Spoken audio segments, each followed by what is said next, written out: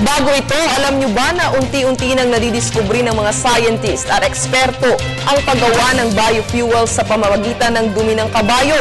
Ito'y dahil sa sunod-sunod na pagtaas ng presyo ng langis sa ngayon. Para sa detalye, magbabalik si Jackie Sai. Naging kaugalian na ng mga Pilipino ang pagtitipid, kung kaya't patuloy ang pagdidiskubre sa iba't ibang paraan para makabawas gastos, lalo na sa mga pangangailangan sa pang-araw-araw na buhay gaya ng gasolina.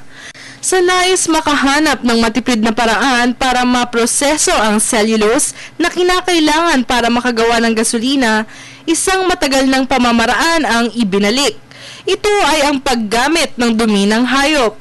Kinikilala lalaking herbivores o mga hayop na kumakain ng damo sa pagkakaroon ng enzyme sa kanilang digestive tract o tiyan na nakakapag-breakdown ng plant materials gaya ng cell wall sa cellulose. Dagdag pa ni Michelle O'Malley ng University of California, Santa Barbara sa National Meeting and Exposition of the American Chemical Society in New Orleans, matagal nang pinag-aaralan ng mga scientist ang bakterya sa digestive tract ng mga hayop gaya ng kabayo at kalabaw.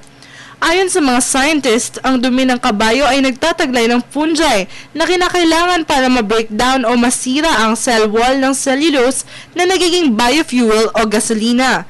Sabi ni O'Malley, hindi napapansin ang kahalagahan ng fungi sa bakterya kaya nang nadiskubre ito, gumawa ng dagdag research ang grupo niya upang makagawa ng enzyme gaya ng fungi.